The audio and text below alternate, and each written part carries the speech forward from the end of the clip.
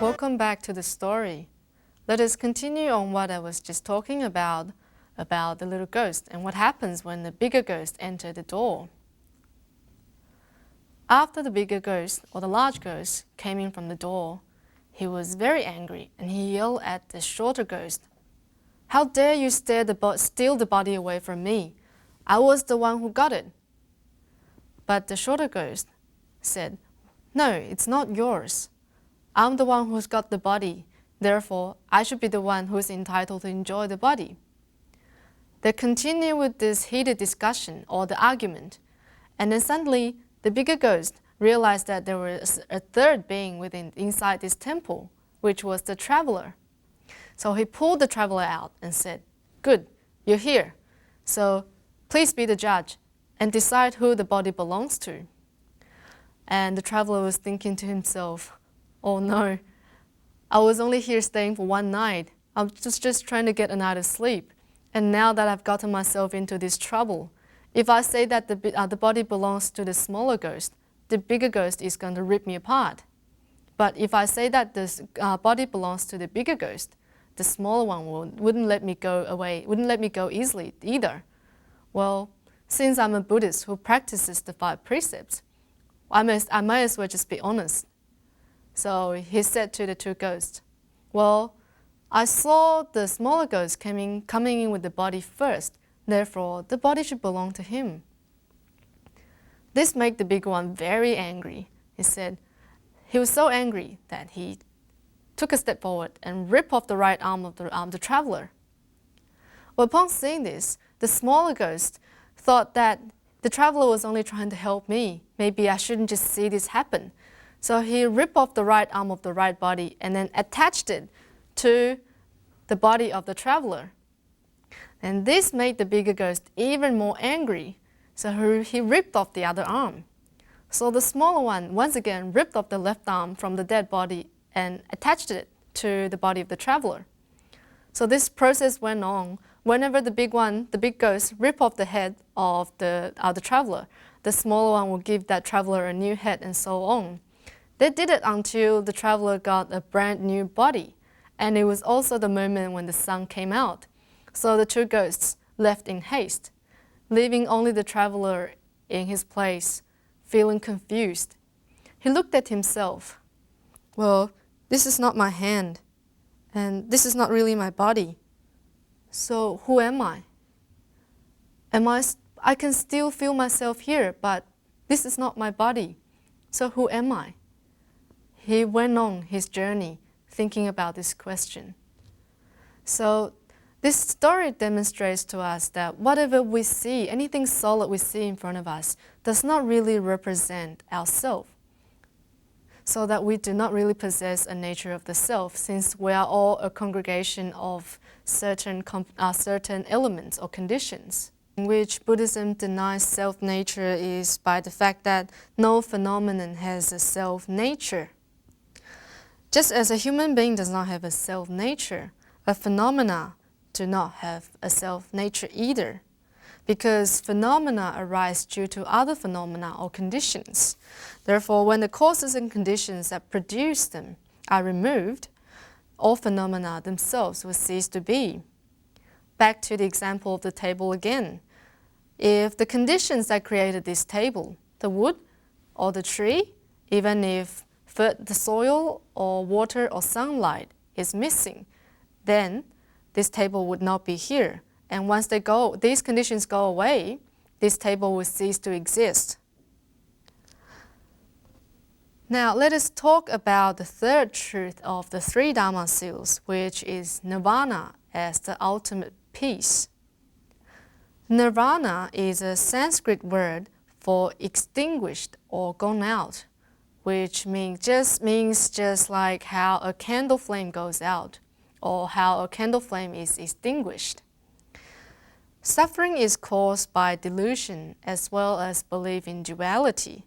Therefore, nirvana here becomes the cessation of delusion, or the cessation of duality as well as the belief in that duality, or the belief in a self. Nirvana also means the cessation of birth and death of that self we're talking about. It is also the cessation of belief in a permanent, absolute anything, anywhere. Now, nirvana is not a deluded state. When we try to come up with a description of what it is, we are, at the same time, moving away from the true essence of nirvana. So believing that there is only the start of another of delusive reasoning, while nirvana is the end of all of that, because it is the cessation of the delusion and suffering that all of us experience. If we really wish to understand what nirvana is, there are 4 ways to do so, especially from the Buddhist perspective. The first one is original nirvana. By looking at original nirvana, which is also known as originally pure nirvana or the pure self-nature nirvana. This is the original or fundamental nature of everything. So it could mean the Buddha mind that lies in the heart of everyone. And at this point, there will be no difference between a Buddha and an ordinary sentient being. The second is to look at nirvana without remainder. Nirvana without remainder is a state of an enlightened person who still has a body. So remainder here means with a body. So an enlightened person creates no karma. And since he creates no karma, why is he still in his body? This body is there because of the karma that he has created from the past. So therefore, he still has to endure the consequences of the karma that are created in the past. And at the same time, he's no longer creating any karma. This is a person who has attained nirvana with remainder.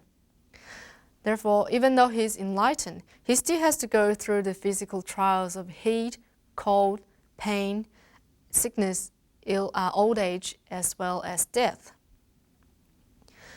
The third thing is by looking at nirvana without remainder. Therefore, this is a state, means of an enlightened person who no longer has a body. So before we say remainder means with the body, therefore without remainder, then it becomes without a body. Still, a person who has attained nirvana without remainder has not yet attained the full understanding of the importance of compassion. So this person is someone who comprehends the essence of consciousness, but he does not comprehend the use of this consciousness. The final is by looking at nirvana without abiding. This is a state of an enlightened being who can enter a nirvana, but remains in this physical world out of the compassion for all living beings. Therefore, this is a person who has possessed full understanding of both the essence of consciousness as well as the understanding of the importance of compassionate intent. So this is a status of a Buddha or a Bodhisattva. Therefore, the status of nirvana that has been attained by the Buddhas or the Bodhisattvas. Nirvana without abiding is also a state of great Bodhisattvas who return to the realms of sentient beings' existence over and over again so that he too can help other people to attain the same status which he himself has done so. Some examples could be the Guanyin Bodhisattva or the Maitreya Bodhisattva. Nirvana means complete extinguishing of all defiled tendencies. This also means the emptying out the mind of the 3 poisons. Therefore, being in nirvana means complete understanding of both the essence and immensity of consciousness. Just like when the dust clears, the sky becomes clear and visible. And the Diamond Sutra tells us that nirvana is everywhere, and it can never be separated from the here and now. So nirvana is the Buddha nature that all sentient beings possess and have always possessed. When the Buddha first became enlightened under the Bodhi tree, he said the following: "How wonderful! All sentient beings everywhere possess the wisdom and merit of the Buddha.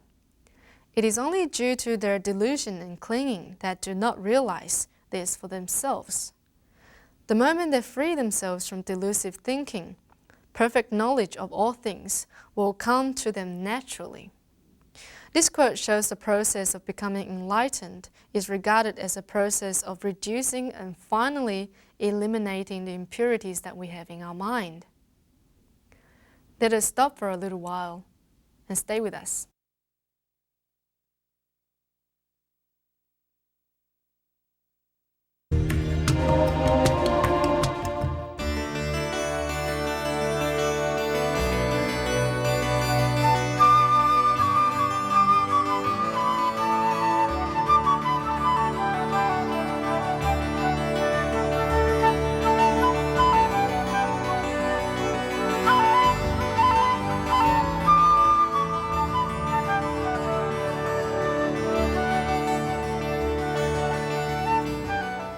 Welcome back. Buddhists say that to become enlightened is like having the dirt in a pond cleared, or waiting for it to settle down so that the pond becomes clear. It is also like wiping away the cloud that covers up the moon so that we can see the shiny disk itself. Therefore, the Buddha taught us the 3 Dharma Seals to help us overcome our defilement. Consequently, by contemplating the 3 Dharma Seals, we are able to free ourselves from the delusions that have been caused in our mind, because the 3 Dharma Seals unhinge delusion at its 3 points. Also, the 3 Dharma Seals teach us that everything is impermanent and does not have a nature of self. And at the same time, they teach us that contemplating these truths, or these 3 seals, should not make us despair, because all things are also nirvana. After discussing the details of the 3 Dharma Seals, let us now look at how we can understand the 3 Dharma Seals.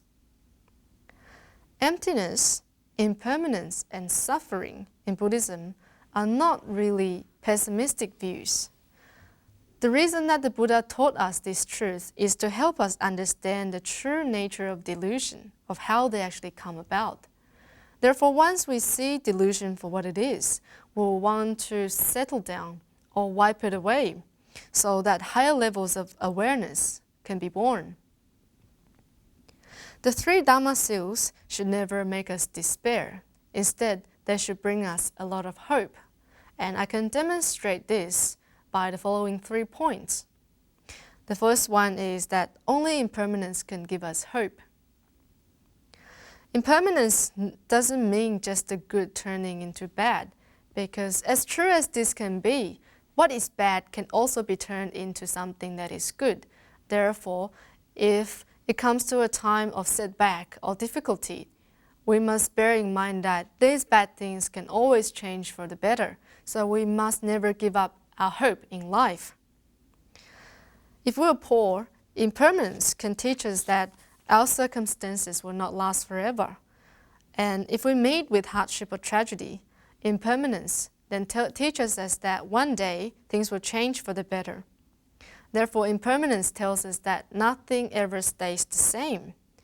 It teaches us that things must change for the better if we put in the right effort to make things better. By contemplating impermanence, we will learn to treasure what we have in our limited time. Impermanence should also inspire us to progress, to study, and to learn, because it teaches us that now is the time to act, because this is the time that we really have now. Imagine if you were to have a bank. This bank gives you an amount of money of $86,400 each day in the morning. And this money is up to you to use. But at the end of the day, no matter how much money you have used, what is left will be taken away. So your account goes back to zero. And then on the next day, you get another amount of $86,400. And the same thing, if you don't spend it during this day, it goes away. If you had such a bank account, what would you do? You would naturally spend it all, right? So what do you think this bank account is? think carefully. It is the bank account of our time. Therefore, this tells us that we have very limited time each day, and if we don't make the best out of each second, it will be wasted. So it is important for us to seize the day. The second point we must bear in mind is that no self-nature teaches us how to cooperate. Therefore, the basic reason Buddhists emphasize the lack of a self in anything is to help us get past that devotion or that attachment to our body and the self, or the deluded belief that this body proves that there is some absolute self somewhere inside the body. By contemplating the second Dharma seal, it teaches us how to break hold of self-love. Just as a human body is produced by conditions, it is made up of nothing more than physical and mental components. When conditions bring these components together, a body is formed. But once these conditions disperse, the body ceases to exist. Therefore, there is no self-nature or absolute self present anywhere inside this body. However, no self does not mean that you are not here or you do not exist. The truth of no self-nature should be used when it can help us understand life, but it should not become a prison that is used to distort our views on life or give us an excuse to stay away or run away from life. Therefore, the second Dharma seal teaches us how to get along with others, because it shows very clearly that just as we are sustained by many conditions, others are so too. Just as we need others, others need us too. When we see them as us, we will see ourselves as a part of a much larger life, and only then we will understand the truth of the second Dharma seal. The final point here is that nirvana is the ultimate refuge. I have to emphasize that nirvana is not only achieved after death, because it can be attained in the immediate moment. And nirvana means to be free from all shackles of delusion. So to be in nirvana, it means we are beyond time and space, we're beyond all delusions, and we're beyond all duality, all fear, and all particularity. To understand the third Dharma seal is to understand that both the base and the goal of consciousness, existence. Nirvana is the pure self we seek. It is a Buddha mind. It is the true mind that lies at the center of our life, as well as all of the Buddha's teachings. Therefore, we do not have to wait till death to experience nirvana, as nirvana can be experienced within this very moment. Life is but a few short years. So clouds change with the blowing of wind, and all are nothing but dreams. Just as the following says, even if there are thousands of mansions, no one can only take up so much space as 8 feet at a time to sleeping. Even if there are 1,000,000 acres of good fields, the food for a day that we can take is only a few caddies. As we face such a limited span of life, if we can attain enlightenment and achieve nirvana, we will break through the barrier of time and space and let life pervade the entire universe, so that life, in fact, can reach the 3 periods. The 3 periods which are lives in the past, lives in the present, and lives in the future. Life can also travel in all directions, because life can be ubiquitous and it can remain free from the fears caused by death and impermanence. It can also remain active in the unlimited wilderness of time and space. Therefore, we should hold the following views of nirvana: that nirvana is the ultimate home of life, that happiness of nirvana is not achieved after death. Instead, it can be attained in the immediate moment.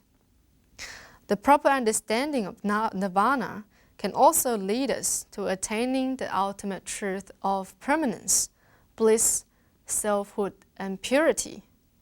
It can also lead to the understanding of the wonderful truth of Nirvana, which was propagated and as well as attained by all the Buddhas. This is what we should know as practitioners of Buddhism. Therefore, these are the ideas and the spirits we should have about the three Dharma seals. Just bear in mind, nothing about the teachings of the Buddha are pessimistic. Rather, he's only trying to bring us into the truth of life. He's only trying to show us how the suffering is caused and enable us to see through the cause and conditions and build a better future for ourselves. Therefore, this is our discussion on the three Dharma seals. And let me end today's program by revising the three Dharma seals once again. The three Dharma seals in Chinese is 三法印. And the first truth of the three Dharma seals is all phenomena are impermanent, which means 诸行无常. Second is that no phenomena has a self, 诸法无我. And the third is that Nirvana is the ultimate peace, which in Chinese comes down to 涅槃寂静. Therefore, this is our discussion on the three Dharma seals today. If you're interested in any of these materials, we have produced these programs into VCDs and further text information. And if you would like to get a hold of them, feel free to contact us. And in the meantime, we'll stop here and hopefully we'll see you next week. Goodbye.